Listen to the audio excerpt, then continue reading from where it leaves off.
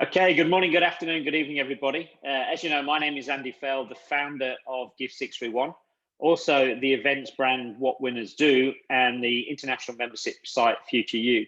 My purpose this morning is just to reprise one or two of the things that I covered last week and really slow down and just take you through three things that I've really been thinking about and using over the last few months that have really helped me go from where I am to where I want to be. So just give you the broader context. Obviously, every January, I run a What Winners Do Blast Off program, which is really just to help people make a fantastic start on the particular year in question. And talking to Gary Duncan and also Rafaro down there in Zimbabwe, they were talking about the impact the very, very first program I'd done in 2018 had on their lives, and it led to them really thinking about where they were going and led to them making some fundamental change.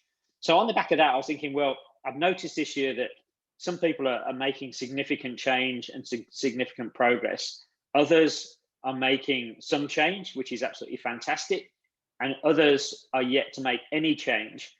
And I'm very conscious that the way I learn is almost repeat. That's how things really sink deeper into my subconscious. So I decided to change the way that I do What Winners Do. And this was a bit of an experiment to say, instead of just doing a program in January and then leaving it to the next January, to start saying, well, why don't I do a couple of sessions this year in June, July, but then going forward to a quarterly session. So there's a blast off program in January, and then there's a session in, say, April, July, and October that just constantly create some energy. It helps people deepen their understanding and also just refresh themselves on some of the things that they talk about. So before we really get into it, just two questions that I would love you to consider as part of your Mozart time over the next couple of weeks. And these are questions that I think you constantly need to keep coming back to. Very, very simple questions, very broad questions, but to me, they're really, really important questions. And the first question is quite simply, how do I bring more value to my clients or customers, if you want to use that, how do I bring more value to my clients? And just constantly obsessing on that question. And I would say in brackets, without spending lots of money. So you're more innovative, you're more resourceful, you're more creative. You're just thinking about constantly how you bring more value to your clients, because that's where the real magic is in life and business. The second one, should you be part of a team or even should you leave a team, is how do I bring more value to my colleagues? How do I bring more value to my team members? How do I bring more value to my team? And again, it's not about, in terms of clients, it's not about reducing prices. And in terms of colleagues, it's not about paying them more. So, it's being more resourceful, more innovative, more creative, and just thinking about these questions on a deeper level. So they're two questions I constantly come back to as part of my Mozart time and enable me to really think about some of the things that I've done recently, like a winning circle, a CEO circle, and many of the other extensions of Future You and What Winners Do. How do I bring more value to my clients? How do I bring more value to my team? The second thing I want to revisit is the 7-day challenge. Just got a nice note when I woke up this morning from Gary Duncan, celebrating his 35 points, which is absolutely phenomenal. So let's just remind ourselves of the 7-day challenge. First of all, why do we do it? We do it for two reasons. We do it, first of all, to get into the process of habit stacking, which is a proven technique of highly successful people, that one positive habit leads to a second positive habit, leads to a third positive habit, etc., etc., etc. That ultimately is what the 4M routine is all about. It's one habit leading to the next, leading to the next, leading to the next. And so that's the first reason. The second reason is that many people challenge me saying, if only I had more time, It's really interesting. People challenge me on two things. If only I had more money, if only I had more time. Now, if you think about the 7-day challenge, you can do that in 3 minutes a day. So if you haven't done it, it's not about time, right? It's about focus, it's about commitment, it's about prioritization, it's about persistence, and it's about building positive habits and getting in and changing the way that we do things.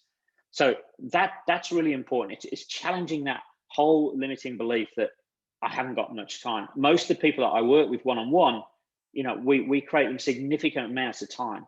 It's just about reprioritization, about what really matters, and it's about losing a lot of the stuff that's low value, that adds little value. The other reason is, so much of our success is what is going on between our ears. So it's a simple way to get into the habit of bombarding our subconscious mind. Most people, it's a battle, as we talked about last week, between their inner critic and their inner coach or their inner champion. Now, we need to make sure on a daily, weekly, monthly, quarterly basis, our mindset is strong. So this is a simple way to get into the habit of bombarding our subconscious mind. And there's a load of other techniques as well, visualization and meditation and, having an amazing winning circle. These are all ways to bombard our subconscious mind. So let's just reprise it ourselves. 35 points a week, 5 points a day, 1 point for writing down your primary goal. All the great goal setters that I know write down their primary goal on a daily basis. If you look at Grant Cardone, for example, he will write down first thing in the morning, as soon as he wakes up, his goals, and he'll write them down last thing at night before he goes to sleep. Now, personally, I can't do that because that wakes me up. I need to do different things just before I go to sleep, but it works for him. So all the great goal achievers, they write down their primary goal on a daily basis. 1 point. Second point, writing down your chosen affirmation or manifestation. Third point, writing down a few things you're happy and grateful for. That can change every single day. Fourth thing, writing down something you're proud of that you've achieved in life, big or small. Now, the other reason, once you get a list of these things, a list of things you're happy and grateful for, the be amazing list, and also your affirmations, it also means then you've got a technique that anytime you're feeling a little bit unsure of yourself, you can go to that list. My Be Amazing list in my What Winners Do journal is something I just constantly flick through. Maybe I'm about to make a major phone call. Maybe I'm about to do a session like this, an international Zoom conference, whatever it might be. And I'll quickly read that Be Amazing list. And it's amazing what it does for your self-esteem, your self-confidence, your self-belief. And then it's about your self-development. Just watching one of those gift bites between 2 minutes and 30 seconds, just to get into that habit of constant daily self-development and noting down the thought from that particular gift bite. Again, I'm a fundamental believer, you cannot outgrow your level of self-development. So whatever you achieved last week, so if you're Gary Duncan and you got 35 out of 35, if you've done 7 days, look to do 8 days, and then 9 days, and then 10 days. If you scored, for whatever reason, 21 out of 35, well, this week, look to improve to 22, 23, 24, 25. So constantly look to improve your personal best and just go further than what you've gone before. Also, here's the option to switch one of those things out, apart from watching the gift bite, because I think self-development is a habit we all need to create. We need to develop our curiosity. We need to develop our growth mindset. So I'd love you to keep the gift bite in because I think that's really important. And please also, by the way, once you've watched the gift bite, just share it with one person. I mean, ideally, I'd love you to share it with everybody you know in the universe. That would be absolutely amazing. But just share it with one person. Help one other person. At least one other person would be phenomenal. If you want to swap something out, swap in an act of appreciation. So for some people I know, manifestation or affirmation doesn't work for them. Swap in an act of appreciation. Sending someone maybe a card through TouchNote or a handwritten card, or I would say anything but email. Send them a message on LinkedIn, send them a message on WhatsApp. Just appreciate them for who they are and what they do. So you could go primary goal, act of appreciation, your be amazing list, things you're happy and grateful for, and then into some self-development and the gift bite. So we're bombarding our subconscious mind, we're habit stacking, and we're proving that we can change our state at absolute speed. That's the purpose, or the purposes of the 7-day challenge.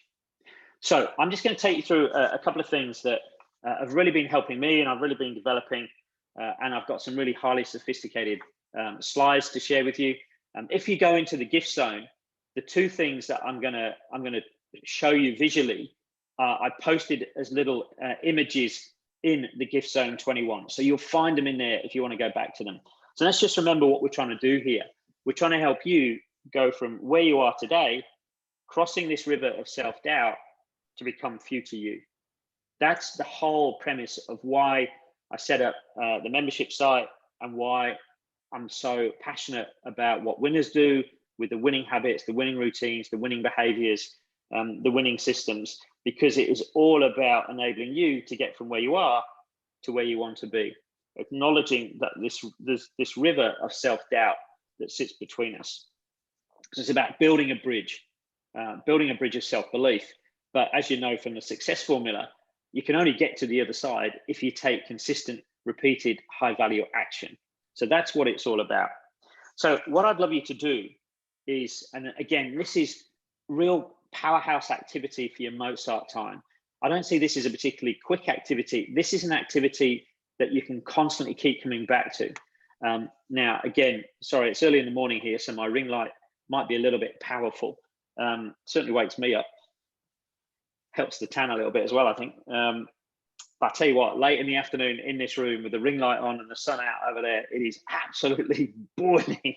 And I did the session the other day, having just come off the treadmill, and I was like soaked by the time I'd finished. Anyway, slightly different challenge first thing in the morning. If you think about time, this is time. And again, if you can't see this, don't worry, it's in the gift zone and I'll talk you through it. This is the past, this is the future. Most people think about time on this horizontal axis, and they're conditioned by things that have happened in their past. So things from childhood, things from a school teacher, things from a sports coach like Jim, things from relationships, things from bosses, experiences, good or bad, and they're conditioned by those experiences. And if you think about SMART goals, for example, people who set SMART goals, they're conditioned by what's happened in the past. I've done this, therefore I'm capable of doing a little bit more. So we get really conditioned by the past, and that tends to influence how we think about the future. And then you've got others who constantly obsess about the future. You know, I might lose my job. You know, my business might go through a restructure. My sector might get disrupted. You know, I might get married. I might have kids. I might get divorced. You know, all these things that might happen. And again, we get obsessed by just thinking about what might happen in the future. What I would love you to do is just think about time in a different way. Think about vertical time. So all you're going to do is ignore the past. Don't even think about the future. Just think about where you are today, and think about it on a number of different levels. First of all, think about you, as in the personal you. So your health, your fitness, your self-development, the family you, all these types of things, the sporting you, and just think about you, and think about, is there right now, is there anything that you just want to stop or leave behind? Is there anything that you want to start and carry forward? So don't get conditioned by the past. I've always carried too much weight. I've never been a good learner. Forget all of that stuff. This is just you think about where you are right now, and small changes, some maybe fundamental, that you want to make to the personal you. Then go up a level and just think about the professional you. Again, avoid being conditioned by everything that's happened in your career up until this point, whether you're self-employed, an entrepreneur, you're part of a corporate business. What change do you want to make right now to professional you? Is there anything you want to leave behind you? Any baggage you're carrying? Anything that you want to stop? Equally, is there anything that you want to start and carry forward? without any conditioning what's going on in the world.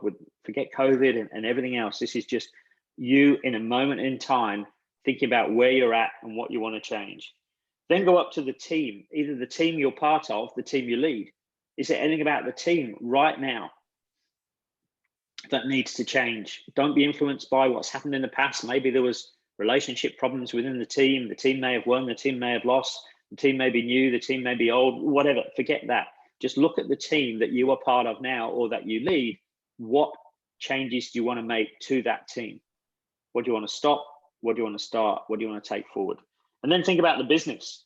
And now if you're a business owner, that's easy to do. But again, the business that you work for, is there any fundamental change that you can see that would actually improve the business? And obviously, for people like myself and Jim that are self-employed, we need to think at this level all the time. But equally, I think it's important, whatever you do, that you have a lens on that as well. And then some people, again, we were talking on Tuesday, if you're, for example, music is a major part of your life and you play in a band or you play in an orchestra, or sports a major part of your life and you play in a team, you might have a category which is just sporting you or musical you, because it's such a key part of your life. And again, you can think about it on the same lens. What do you want to stop? What do you want to leave behind you? What do you want to start? What do you want to carry forward? So it's just a way of thinking about you and your development and helping frame you moving to future you in a completely different way.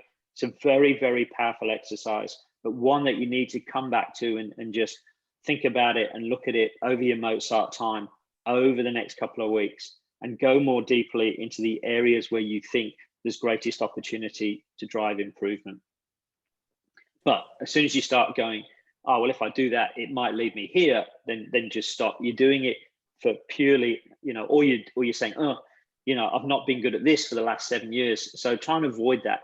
It's just you taking, as if you had no history and you've got no future. You just want to be a better version of you today.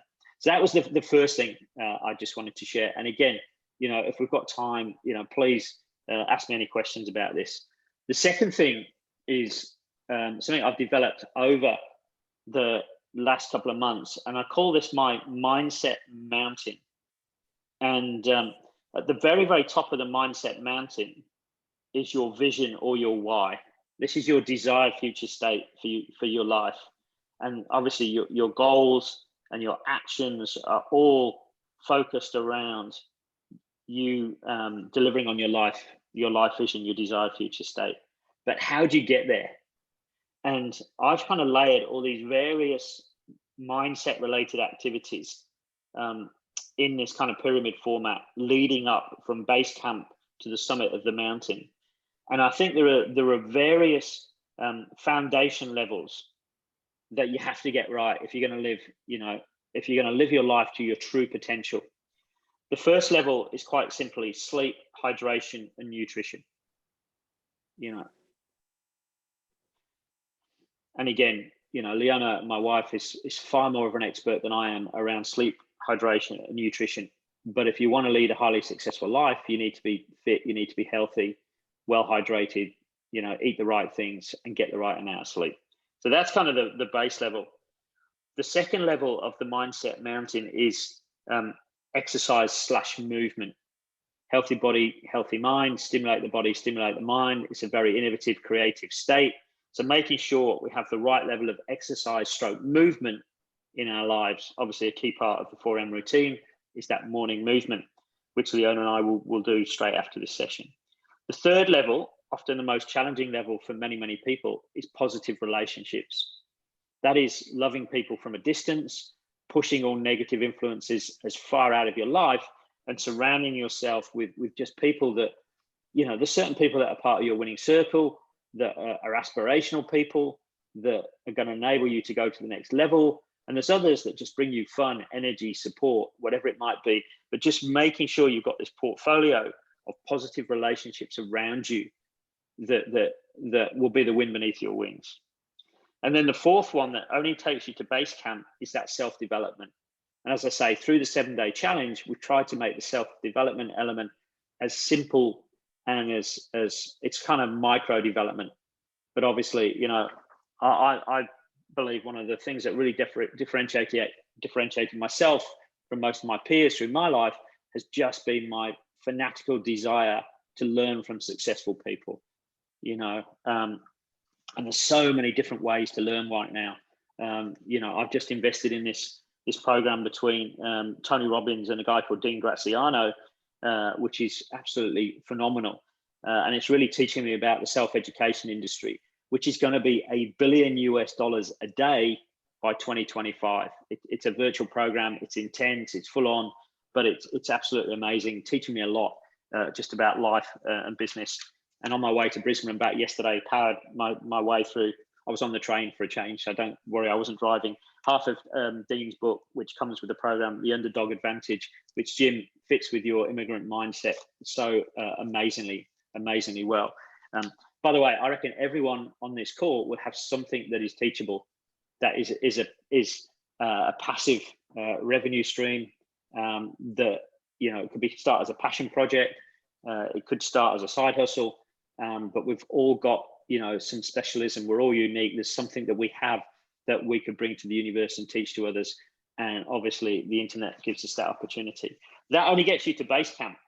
You're not going to live the life of your dreams just by being fit, healthy, exercising, having positive relationships and self-development, because the subconscious mind, as Jim knows, 95% of the thoughts we have tend to be negative ones.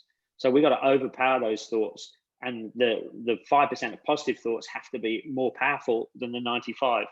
And in the middle, it's really about creating your smorgasbord of mindset related activities. Now, some of those are included in that 7-day challenge, but what's in there?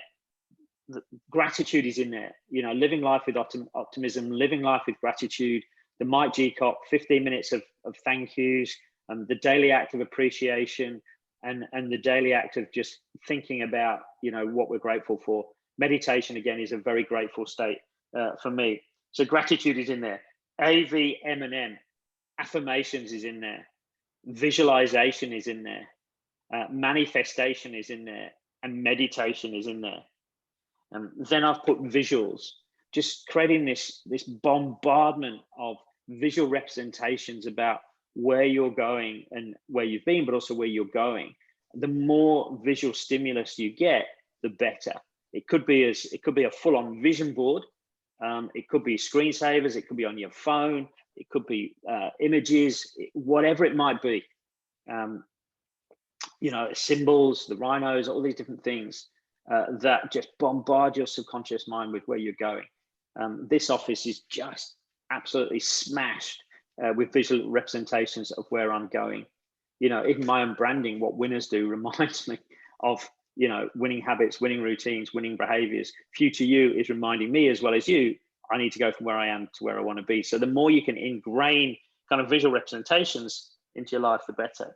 I've then captured journaling as a separate activity, just the art of sitting with your thoughts, just writing. I regularly write, you know, it's not just writing the primary goals, it's just putting more detail behind that. The life that I want to be living with Leona in December 2026, you know, we've got a very, very clear desired future state. A part of that is getting a beautiful apartment overlooking the ocean. It's up there. There's an image of the type of property that I want that stares back with me every single day. There's a new apartment block between a place called Surfers Paradise and Broadbeach that's going up. You know, it'll be finished in 2025. Leona and I, like, you know, we've been to see the agent. We're going to have a rooftop tour of the existing building. Just it's on our vision board. It's part of our desired future state because we write it down, we talk about it, we think about it the whole time. I believe we've manifested that this apartment is coming into our lives. So visual representations, journaling are so important to manage your mindset and really manifest what you're looking for in life. But then it's about putting all of these together into a series of winning routines: the 4M routine, the end of day routine, the 60-second state changer, you know, the 7-day challenge. This is just about putting whatever routine works for you, putting it together, but making it a consistent daily habit. So you've got some base camp activities, and then you can create this smorgasbord of winning activities to find the right combination for you. But then you need to keep doing them, because as soon as you stop doing them, you start to slip down from the summit and you start slipping back down to base camp. So that's really what the mindset mountain is all about. And you'll find that in the gift zone. You'll find vertical time, and you'll find the mindset mountain in the gift zone, so you can get those images and create your own versions of them. These are just really thought starters. These are things that work for you to learn, adapt, and add your own 10%. And the final thing before I pass to Jim is I'm very, very chilled today. I just feel, I know today is going to be an amazing day. One of the things that I've done again for myself over the last couple of weeks is one of my core activities. And again, if you haven't seen my work before, you may be new to this, but it was started off as an individual coaching model that went potential minus interference equals performance. So our potential as human beings, or our potential as teams. I run this on all my offsites with teams. This actually runs brilliantly well with teams. It was set up as an individual coaching model. Your potential minus the interference, the things that are stopping you, the things that are getting in the way, the barriers, the obstacles, equals your current performance. If you don't like the word potential, put in the word goal. You know, if your performance isn't currently aligned and taking you where you want to be to the achievement of your goal, it's because there's things that are getting in the way. There are things that are stopping you. There are things that are interfering with your performance. So, you know, once a quarter, I will literally sit down and I'll think about that. And I would just literally in my journal, mind cleanse everything that I think is getting in the way. All of the interference that's getting in the way of my potential not matching my current performance. Some of those things will be internal around my mindset. Some of them might be practical. You know, for the moment, you know, I've got things going on in so many fronts. I've got a What Winners Do event in Brisbane. I've got a book to launch. I've got my CEO Circle to launch. I'm going through this program with Dean and Tony. I've got 2 programs up on a US-based platform called mastermind.com. I've got new business. I've got proposals. I'm training for a half marathon. There's quite a lot of stuff, you know, going on outside of my core business, my family, and everything else. So there's certain things getting in the way. So there's the stretch. So the interference, you know, am I doing too much? Am I not resourced effectively? You know, whatever else it might be. So you just literally list all that interference. Then you look at that interference and you think about, you know, what can you control? What can you influence? And anything that's outside of your control or your influence, you just get rid of it. You just put a line straight through it. It's amazing how many people spend so much time talking about things over which they have no control. Remember those 2 circles that we talked about last week. You've got to be in your circle of influence. So this could be an interference, but if you've got no control over it, just strike it out. And then the last part is picking 1 or 2 of those interferences. If you try and solve everything, you'll solve nothing. You're all busy people. But picking 1 or 2, I like to pick something that's a quick win and something that's you know, for me at the moment, it's the resourcing model. Do I need a virtual assistant? Can I get my kids doing, you know, more than what they're currently doing? Tom's finished his exams. Can he come in and do some stuff? Lucy's designing my merch. She's also taken a few photos. You know, she wants to do more. You know, Emma's going to help me sell my Brisbane event. So I'm thinking a lot around the resourcing model. So you pick something that is significant, and you pick something that's a quick win.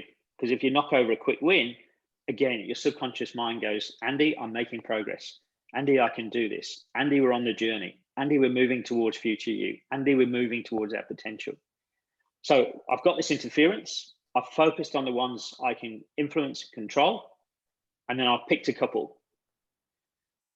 For each one, I then make sure I identify a minimum of 2 solutions.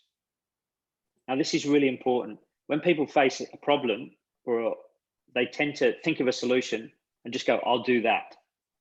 You know, the first solution is often not the best solution. It's just what's on top of our mind. So think about that for any decision-making process you need to follow at work. You know, I see people, they think, I've got to move fast, I've got to make quick decisions. So they think of the first thing they think, I'll just do that. Whereas I like to think, as you know, I've only got 2 speeds, still and really fast. But when I'm still, I want to make sure I'm thinking through more than one solution. The first solution is frequently not the best solution. So I'll think about 2, 3, or 4 potential solutions, and then I'll decide what I'm going to do. So again, at this time of year, you'll have set out in January with some clear objectives for the year. Some of you will be smashing them. Some of them you will be a bit wavy with them. Some of you perhaps have not even started on them. So if you haven't started, if you're not exactly where you want to be, something's getting in the way. What is it? You need to identify that so you can work on it and find the solutions. A lot of it will be in here. I guarantee it for each and every one of us. It's what's going on between our ears. So I'm going to pause there. I'm going to throw it over to the amazing Mr. Brandon with his amazing shirt. And then we can have a conversation in the time we've got left.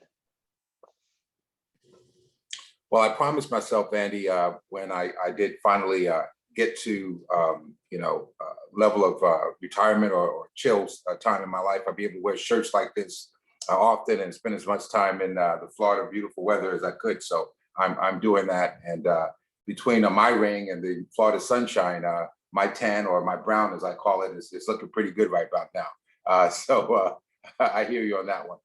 And also to Alan, I love your flag. And I want to assure you that Andy probably has that same flag in his living room, and whether he likes it or not. And so Leona is an awesome lady, and I'm sure she'll concur with me. Her way the Scots, okay, in this tournament. So, but yeah, what I want to talk about is today just some of the things that Andy kind of discussed with you just now, but also just a couple of things. Just I want to talk about leadership and start off by talking about leadership, in particular.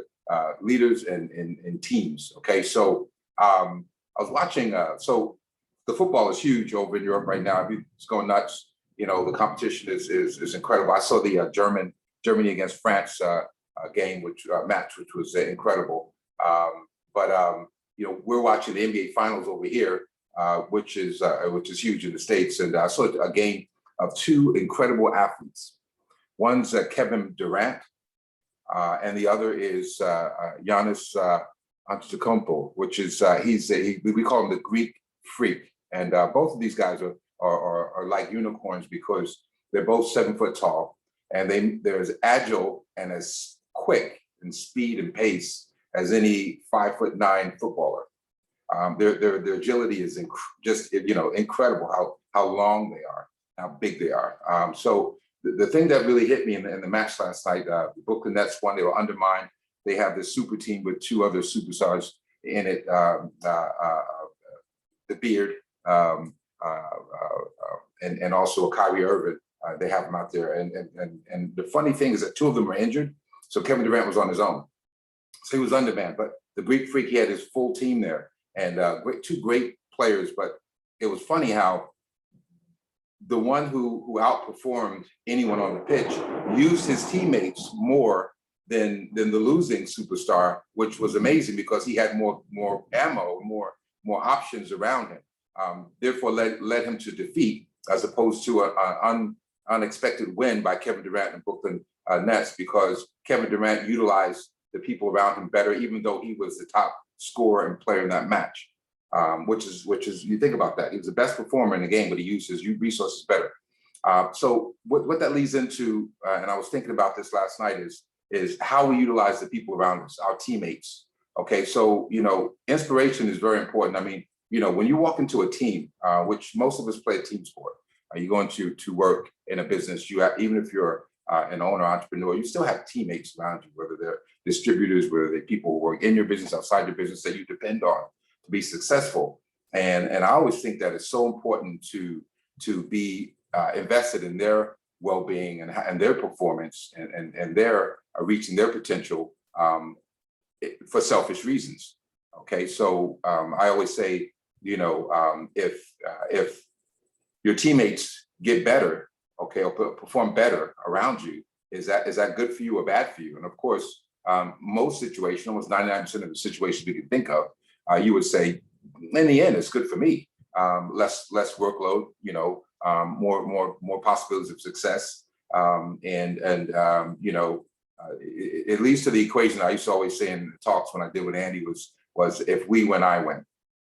Okay, if we win, I win. If I'm on a team and we win, I win. Okay, so to be selfish and think only of your own performance sometimes can be counterproductive for any individual who is performing in a team. Okay, so I would say to everyone out there who's listening, and I know that this is going to be recorded so that the entirety of Gift 321 fraternity will have an opportunity to hear this. Invest in the people around you. Okay, it's so huge, and it's something that's understated because we're so concentrated on our own performances, which the Greek freak was last night, and he failed to realize that the way for his success was to include all his other teammates so that they could be successful as a unit, and he ultimately failed tremendously. So have that in your mind at all times. Try to affect your team in a positive way, because in the end of the day, you want to reset the area that we talk about a lot, the zone. And the zone can only happen in unison, in a team set, in unison. So we're stronger and more meaningful and more important and more potent as a unit than I ever could be as an individual. Once you realize that, even if you're one of the better performers or the leaders of the team, once you realize that, you'll start affecting your team in a different way. Okay, because it's not just your performance. It's how I as a leader, even in my team, is on the ground, can lead I can influence. If you like what you get out of the 6-3-1 format, and invite your teammates to it and share some of the things. Like Andy said, let them see a gift bite so they can get inspired as well, because them being the best that they can be will affect you ultimately.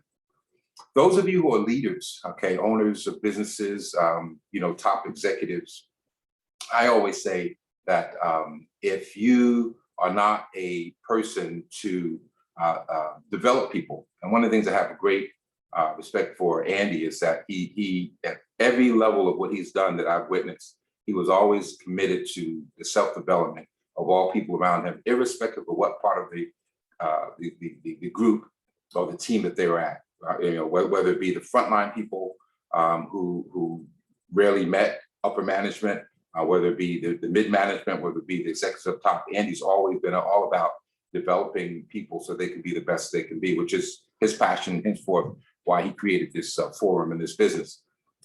So if you're a leader, I always said, if you cannot motivate people and develop people to be as good as you are, or even better, not everyone, but a sprinkling of people over the course of time, to develop them and have the courage of not being insecure that you can do that.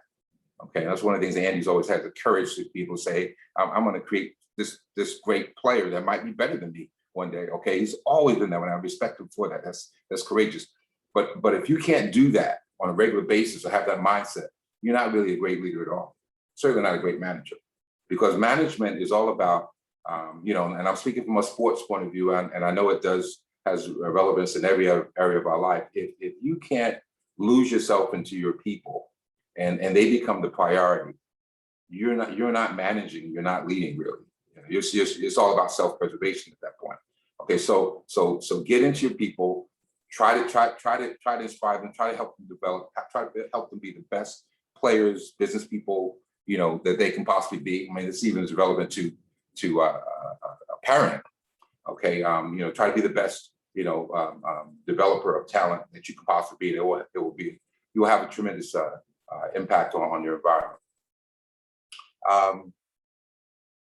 So just to go back just a little bit, Andy, one of the things that you did, and specifically in the Royal Bank of Scotland, I really loved what you guys did and what you created. You created this kind of revolution, and it was a situation where I had never seen it in a business before. Everyone was all about each other's success. And usually in the corporate world, it's dog eat dog. Everyone pulls up and I want to get that position before he does, and she's not going to get in front of me because I've been here longer, and the whole thing goes on and on. But it was a situation where it's, people really participate in each other's upward, buoyancy, and what the atmosphere created was a level of trust and appreciation, whereas the whole group kind of elevated collectively more or less times, but came up together, and it was tremendous to see that happen. I even witnessed people who would help others get a position, and the person who helped them get the position, the person who got the position wasn't even aware of it until some time after, because that's just the way they roll. It was about support, unconditional support. So I would say try to be that way with your teammates. I think it creates a tremendous culture. It creates a tremendous commitment. People buy in because they really believe they're in a place where people have each other's back. And we as a team going to commit ourselves to each other to the point where this is one of the best places you could think of to be employed or to work or to be a part of this team.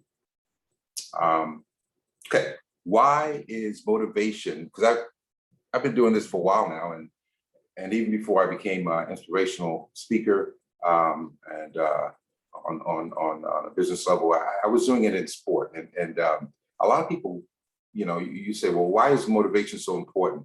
Why is this whole thing that we're doing right now so important? Again, I'm going to relate this to sport once again.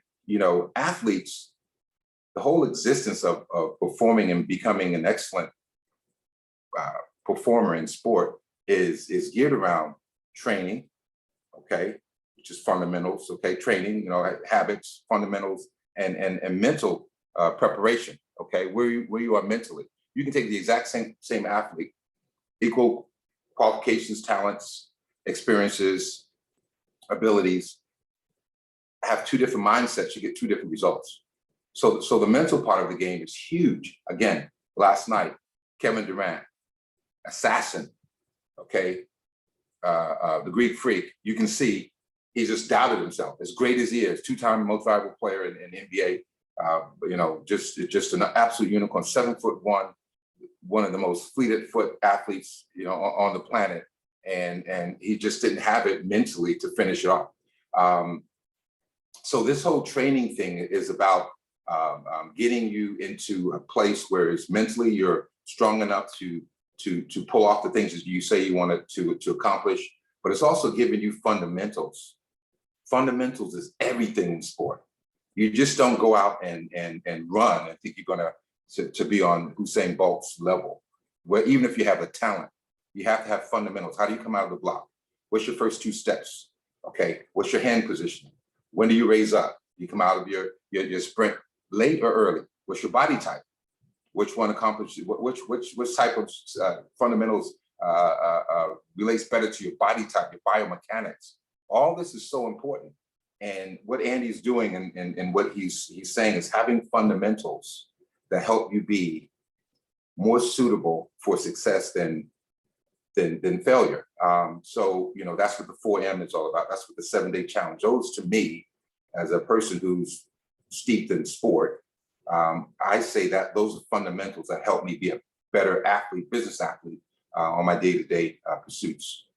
Okay, so that's why this is so important. And you don't, as an athlete, you don't just train once or twice a week and you go away and expect to come back the next week and you train another once and then you go away. You're never going to be a champion by doing that. It's a consistency that you need from your fundamentals, your mental preparation, that allows you to be a champion in sport. Henceforth, this participation in 631 or any other group that you're involved in, it's a consistency that you need to absorb this to become the person you want to be. The future you cannot become a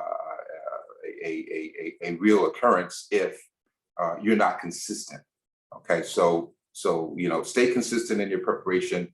Keep coming in, listen to your gift bites, listen to the motivational. I went out and worked out and listened to another talk that Andy had online, and I really enjoyed it while I was working out. It just goes to a different part of my brain when I'm working out. I got the endorphins going, Andy. It hits me differently, and I really enjoyed it. I'm hyped up, and I'm like, that makes so much sense, Even if I've heard it before, it just hits me in a different way. So I suggest that you really utilize that also when you work out on a daily basis or whenever you do. The inner champion, this one is really good. Talk about the mental side. The inner champion, there was a guy, a famous guy, but it was amongst many people, but Larry Bird comes to mind because I was young in my career. I was just turned pro. And Andy talks about the inner champion all the time about, we have to bombard our minds with the inner champion's vitamins, vitamin M, I call it. That's motivation. You bombard that inner champion with your support so they stay strong, because the negativity is coming at them all the time. That Boondini Brown element, even the greatest athlete of all time, most confident athlete of all time, Muhammad Ali, benefited from Boondini Brown, who constantly hit him with positivities and affirmations about who he is and what he is. And, even to the point of it, even confirm, yeah, you're pretty. Okay, Muhammad Ali thought he was the prettiest athlete of all time. Okay, so these are things that are very, very important. So Larry Bird was constantly in the gym, working out, and we would get into games, and I witnessed, I wasn't there long, but I witnessed a few games where he just would hit last second shots, just nerves of steel, like ice water in his veins, like no facial expression, nothing. The crowd's going nuts. People are spilling their popcorn and their drinks. The team's jumping all around, and he is so cool, calm, and collected that I just thought it was weird for him to respond that way. It's almost like, what is this guy made of? So finally, I walked up to him and in practice, and after the game, that next couple of days, I says, why do you do that? He says, do what? I says, when you hit the shot, I said, you have no expression. He says, because I expect to make it. And I said, well, why do you expect to make it? He says, because I put the amount of time in the gym. Okay, I put the time in.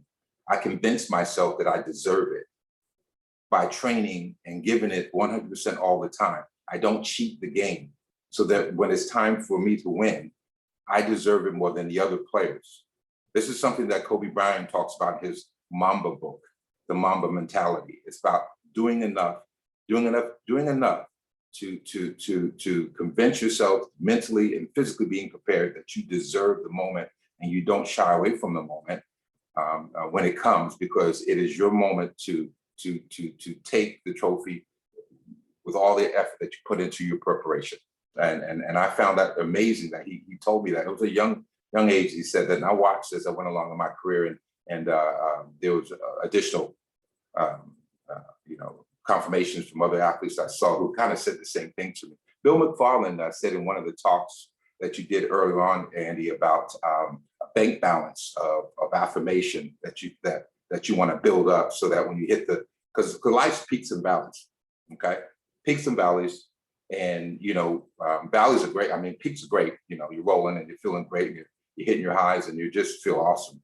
But the valleys, and myself, I've had tremendous peaks, I've had tremendous valleys in my life, but you get to know yourself in the valleys more, okay? And in that valley, you need what Bill McFarland said, you need your bank balance of affirmations to help your confidence stay where you are at your peaks. So for me, I'm grateful, and I hope I have lived up to this. My mom always told me, have a feet on the ground and be the same person, that you are, that I love that you are, when things get going well, and then when things are going badly. And I think I've done a pretty good job with that, because I really don't change being who I am, irrespective of how high I am, how low I am, because I realize that it's all relative to where you are, and that's not the end game. But having affirmation. So my son, for example, Issa Brandon. Okay, so by the way, he represented Scotland all year. So I don't know if you're out there.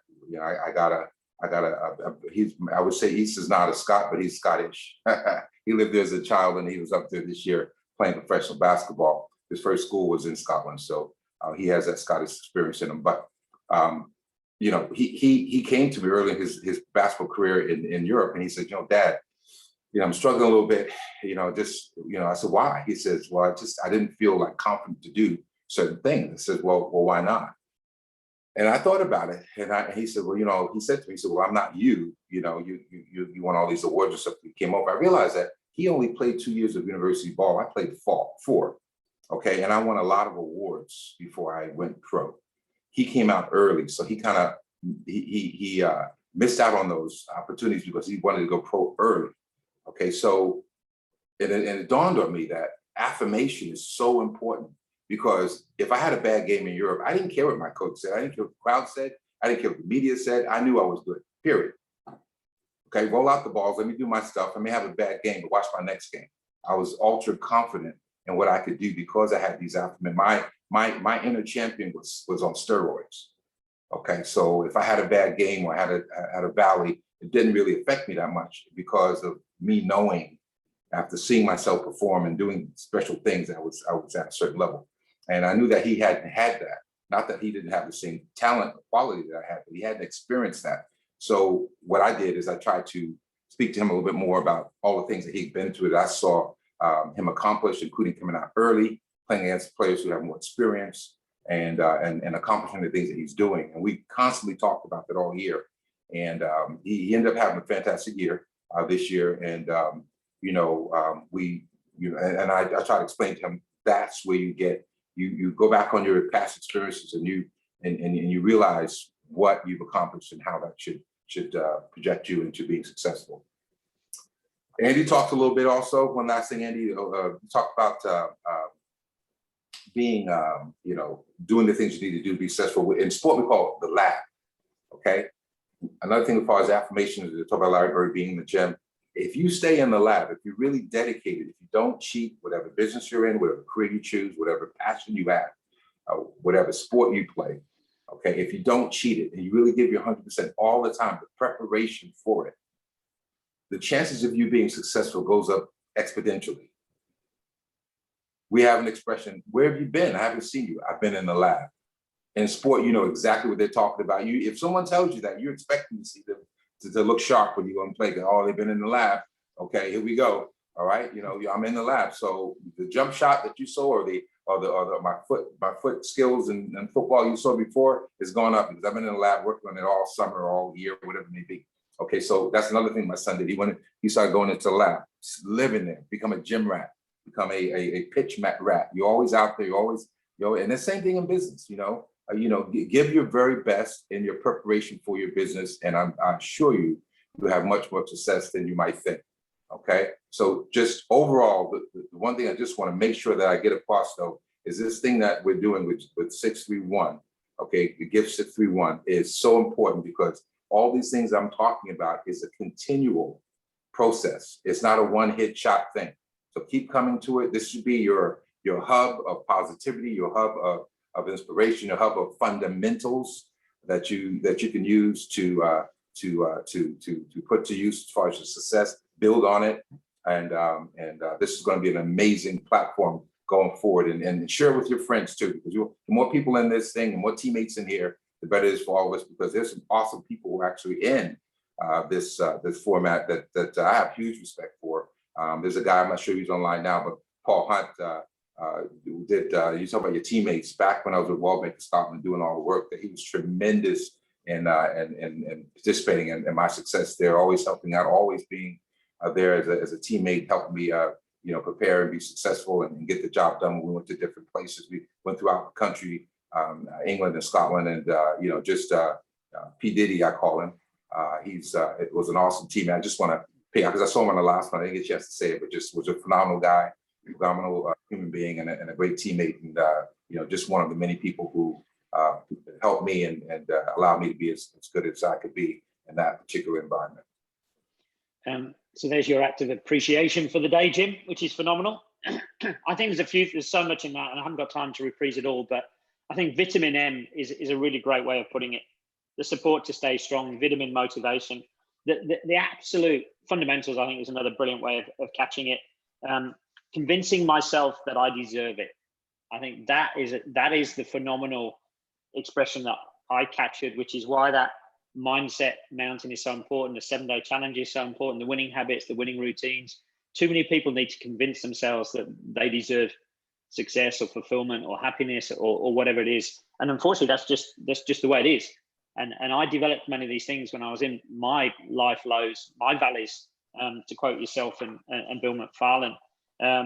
Lose yourself in your people. I think for those that work, within a team, I think is so important that they become your priority. And as you say, if we win, I win. I think there's so much in that as well. I could reprise, and I'm going to turn a lot of that into a blog, talk to you about some collaboration on my next book, which is just, man, every day I'm running, I'm thinking about the next book. I got my marathon run. If you look at that, this is my number for the marathon. My business is Gift 631. I have a 1-3-6 process, breaking down big goals into sub goals and next best actions. And it's like, oh wow, it's actually one of the kids who spotted that before I did. So anyway, it's another sign.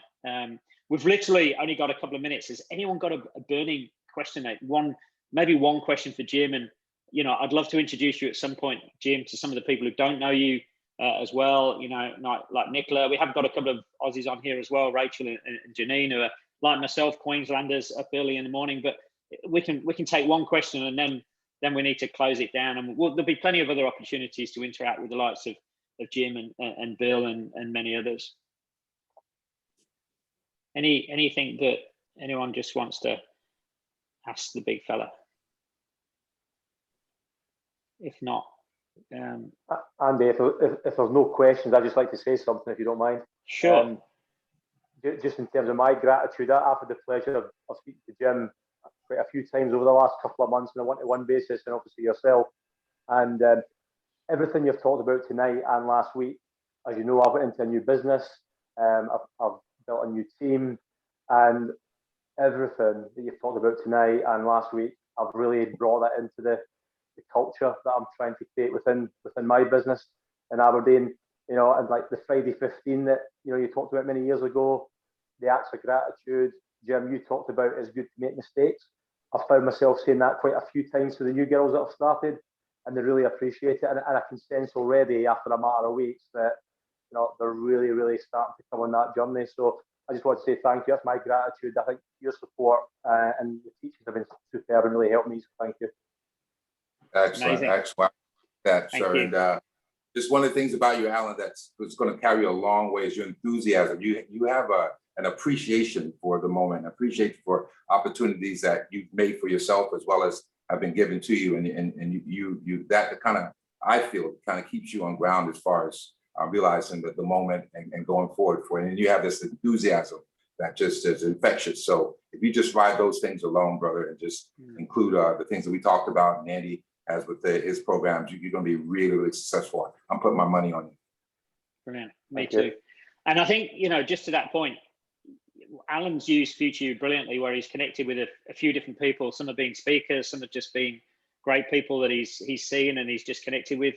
That's a big part of it as well. But also I know Jim is very open. So if anyone wants to set up a conversation one-on-one with Jim, Jim is so open to that, and Alan's got tremendous value from that as well. So I'm going to close the call down. It's 6:30 in the morning here. It's 1 minute before my favorite time of the day, 6:31. Thank you ever so much, Mr. Jim Brandon. Thank you as ever for your commentary. I will turn those notes into a bit of a blog, actually. Really appreciate that. Thank you, everybody. Have a truly amazing day. I hope every day goes really well for you, Jim and Alan, apart from Friday. And speak to you all again soon. Take care and keep winning. Thanks. Cheers. Thanks, guys.